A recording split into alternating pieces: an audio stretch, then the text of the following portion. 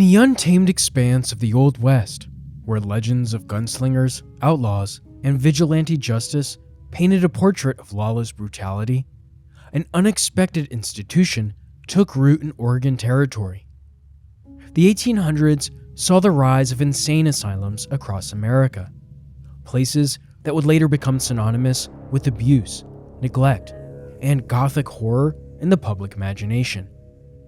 Yet, as settlers pushed westward, bringing with them both their dreams and their affliction, Oregon's approach to mental health care emerged as a curious anomaly.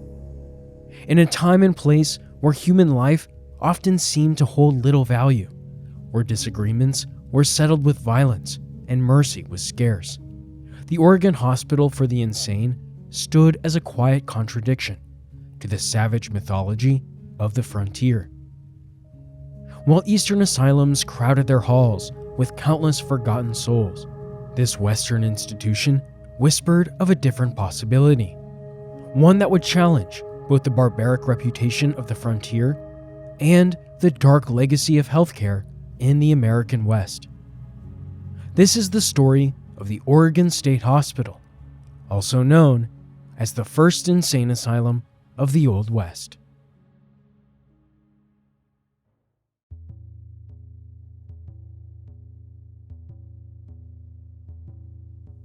In the early 1800s, people thought mental illness happened when someone broke society's rules about proper behavior. Doctors believed several things could trigger mental problems, which they called exciting causes.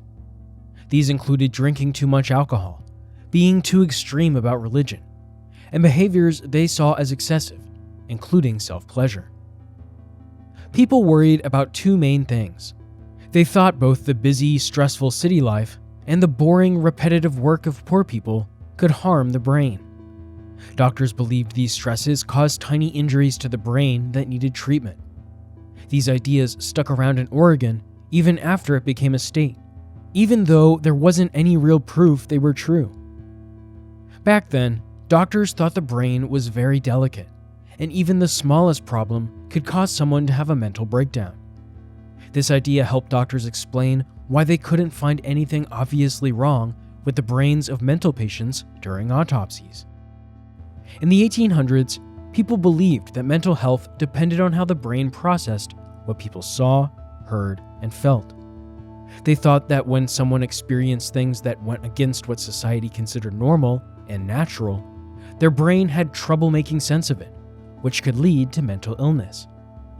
They believed the only way to get better was to get away from whatever was causing the problems and return to a normal, balanced life. Doctors, who were greatly influenced by John Locke's ideas about the mind, took charge of treating mental illness. Starting in the 1820s, they created special treatment places that looked like natural settings, thinking that this would help patients' minds heal.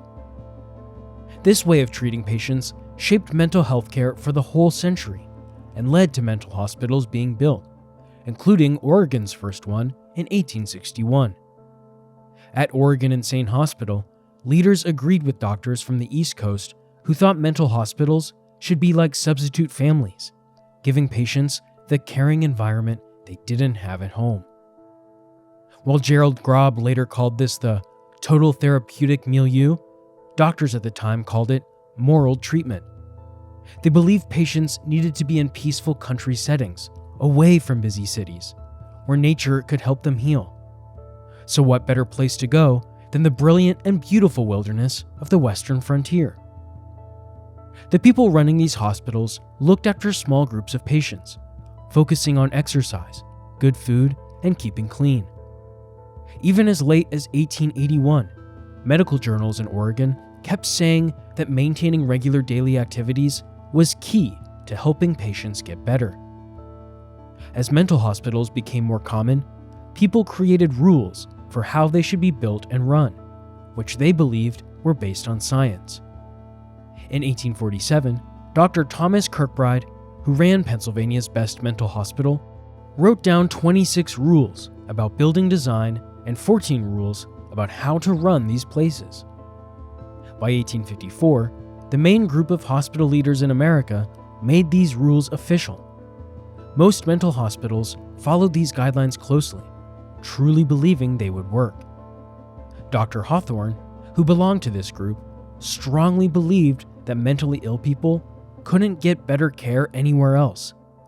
Many people saw these hospitals as the best first choice for treatment, thinking that clean facilities, good food, and daily routines might actually help even the sickest patients get better. However, while people believed in this moral treatment for many years, they quickly started to doubt how well it worked. Even as these standards were being set up, they began falling apart. Waves of immigrants arrived, filling up the hospitals and stretching their resources too thin. With too many patients, doctors couldn't give each person the attention they needed, and the peaceful atmosphere they tried to create disappeared. Fewer patients were getting better, which led to government investigations.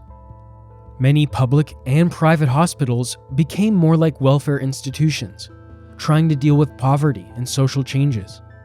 Eventually, paperwork and tight budgets turned these places into basic caretaking facilities instead of treatment centers.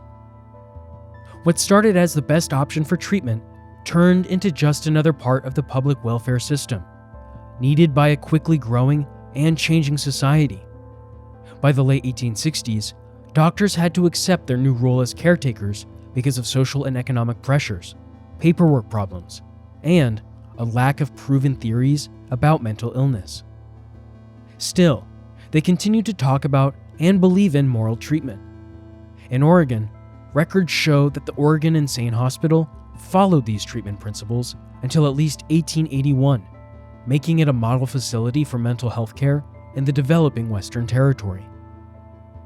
While Oregon's hospital might have been special, its success shows how pioneers helped shape local history and institutions in the American West. Dorothy Johanson wrote in her book, Empire of the Columbia, that even in 1880, you could still see frontier characteristics as communities worked to build institutions as good as those in older states. The Oregon Insane Hospital showed how much early Oregon cared about mental health care as society modernized, though people back east didn't really pay much attention to this achievement.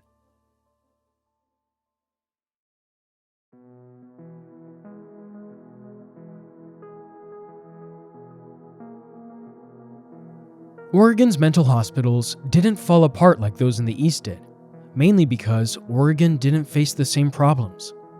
Eastern hospitals got overwhelmed by too many new immigrants, which ruined their plans for good treatment and turned them into big, complicated welfare systems.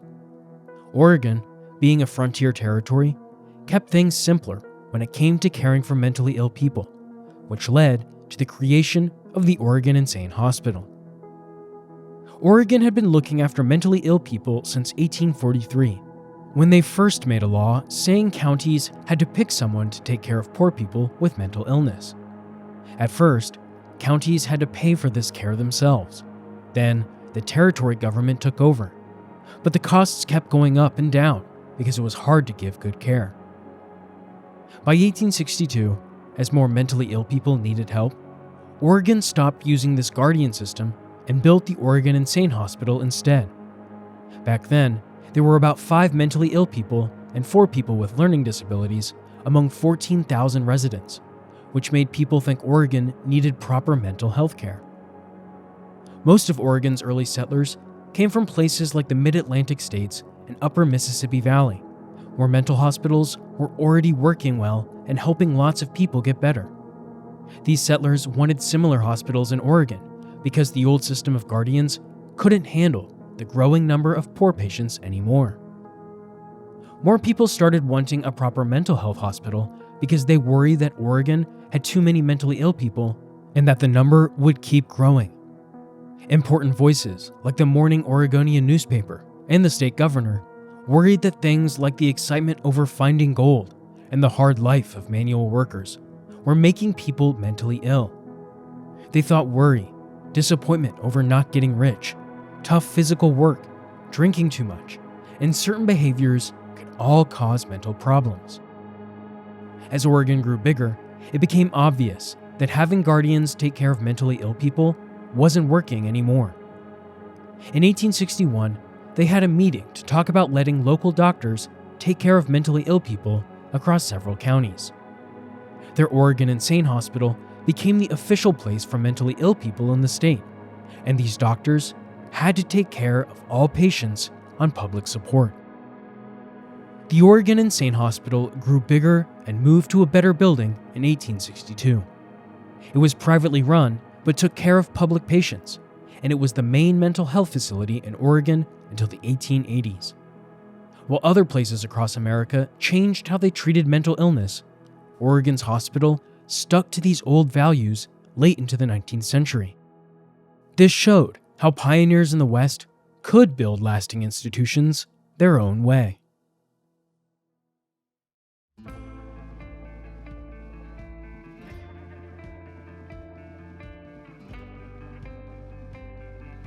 Oregon picked Dr. James C. Hawthorne to help with mental health care because he was a trustworthy and caring doctor. He was born on March 12, 1819 in Meadville, Pennsylvania, and got the kind of basic education most people got back then. He learned to be a doctor first by watching and helping his uncle, who was also a doctor, and then went to medical school at the University of Louisville. After working as a regular doctor in the eastern United States, he headed west to California in 1850. Dr. Hawthorne worked with another doctor, Dr. A.M. Laurier, but Dr. Hawthorne was the main doctor in charge. Not much is known about Dr. Laurier's early life. Starting in 1859, they both took care of poor sick people in Multnomah County, and people really liked their bedside manners. But it looked like Dr. Laurier was more interested in making money, as he had other businesses in Portland. In 1868, he moved to San Francisco and sold his part of the mental hospital to Dr. Hawthorne, who then ran everything by himself. Before coming to Portland in 1857, Dr. Hawthorne lived in Auburn, California, a town where lots of people were looking for gold. People there liked him so much, they chose him to be in the state senate in 1858. But after moving to Portland, he started taking care of poor people, including some with mental illness. This made him want to focus on helping mentally ill people as a career. Back in the mid-1800s, people thought that if you had a medical degree and cared about people, that was enough to treat mental illness. Dr. Hawthorne tried to learn more by reading the American Journal of Insanity and visiting mental hospitals in the East to see how they did things. He also wrote letters to other doctors to learn from them. A famous person who worked to make mental hospitals better, Dorothy Dix, visited his hospital twice and said very good things about it. Dr. Hawthorne believed in treating patients kindly and called this moral therapy. In his first big report, he said mental hospitals should be built using scientific ideas. He wanted his hospital to keep getting better as people learn new things about treating mental illness. The hospital in East Portland started as a simple 2-story building, but got bigger because the state let Dr. Hawthorne and Dr. Laurier make changes that they thought were best, not the government. They set up in the hospital in a way that they thought would help people get better. They picked a spot outside Portland on a hill where patients could see the Willamette River, thinking the nice view would help them feel peaceful. Dr. Hawthorne made sure patients had clean water, warm rooms, and a calm place to stay, because he thought being clean and comfortable would help them get better. To keep the interior of the hospital peaceful, they separated patients into different groups.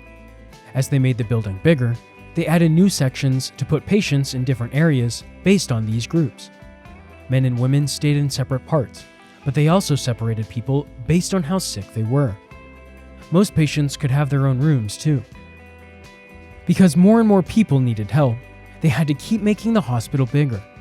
Every time they added onto the building, they made sure there was plenty of room and fresh air to keep patients comfortable. In 1886, they built a new section for more patients, and by 1880, they had made the main building 180 feet long. The hospital grounds got even bigger too, eventually covering 184 acres. Dr. Hawthorne believed that exercise and fun activities were important for getting better, so he made sure there was plenty of space outside where patients could play games and sports and spend time together. When Dorothy Dix visited, she really liked how peaceful the outdoor areas were. Back inside the hospital, there were special rooms where patients could do things together, and church ministers from Portland would come to hold services, which people thought helped with healing. Dr. Hawthorne hired workers who had experience from mental hospitals in the eastern states to add consistency to the healthcare as well. As more patients came, he brought in more doctors to help. By 1880, they had 25 people working there. The Oregon Medical and Surgical Reporter, a medical newspaper, wrote good things about how kindly they treated their patients. Dr. Hawthorne showed how much he cared about moral therapy by checking on every patient each day himself. He made sure that they ate well, got enough rest, and exercised. He thought having a regular daily routine would actually help people get better. They didn't use many strong medicines either, just gentle ones like cannabis indica, morphine, and calming herbs. This was because doctors back then thought mental illness happened when the brain got too tired, not because of specific diseases. Dr. Hawthorne strongly thought that 75 to 90% of patients could get better if they came for help when they first started having problems. He kept trying to convince both regular people and government officials about how important it was to get help early, and he used information from other mental hospitals to prove his point.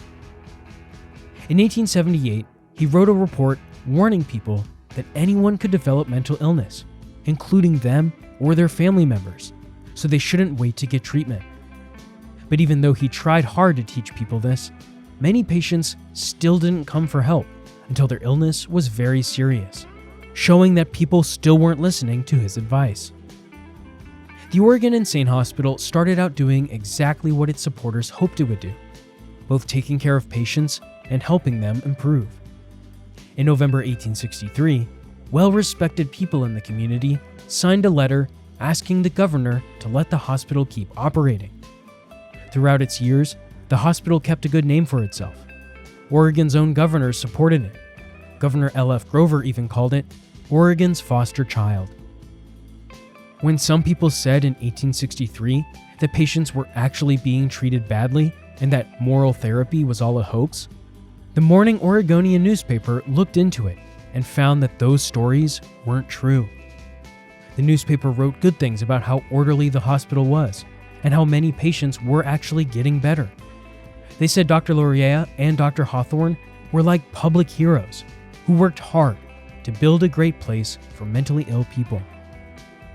In 1880, a local magazine called The West Shore said the hospital might have been the best one in the whole western United States. When government officials came to check on the hospital many times, they always said good things about how well the money was spent and how kindly the patients were treated.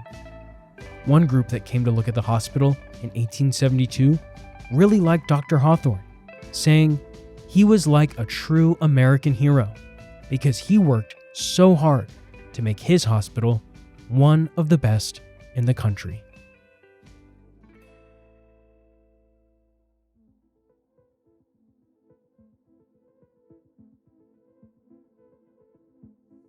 Even though the Oregon Insane Hospital made money, Dr. Hawthorne didn't try to take advantage of this or use state money for himself.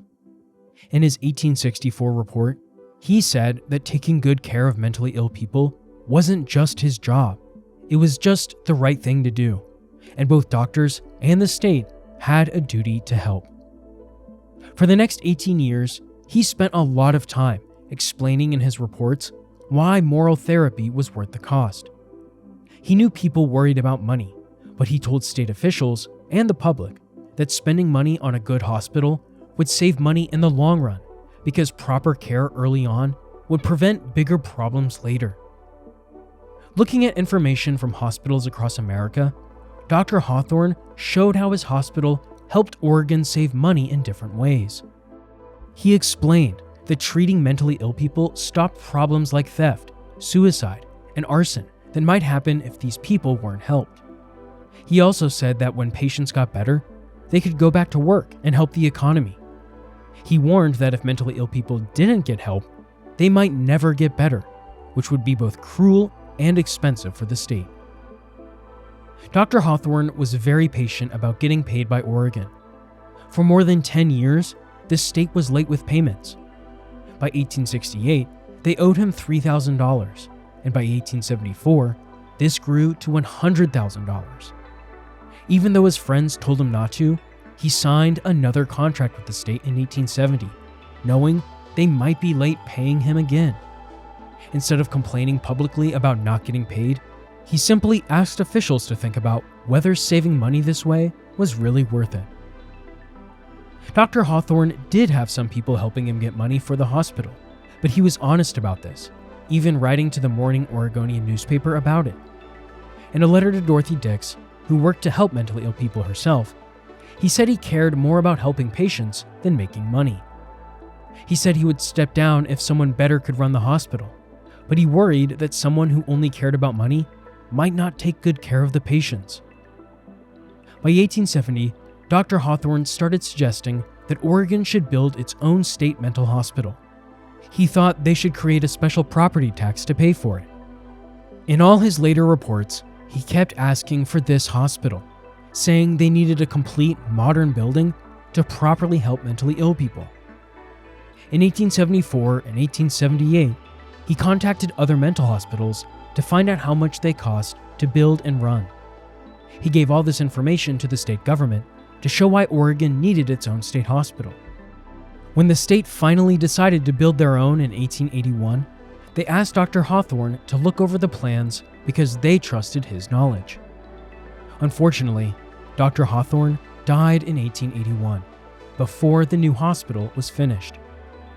The patients moved to the new building in October of 1883, and his assistant, Dr. Simeon Josephi, kept running things just the way Dr. Hawthorne would have wanted until then.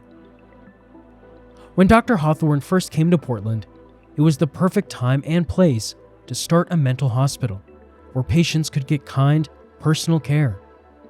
Because Oregon had fewer people and less money than other states, Dr. Hawthorne could try out new ideas that other places had only talked about. Even though some people didn't like how the hospital was paid for, most agreed it was important and helpful, an extremely rare type of attitude in the era of lawlessness and violence that plagued the untamed frontier in this era of the Old West. It's proof that good healthcare can exist in even the most volatile of times, even when that volatility is the development of an entire nation.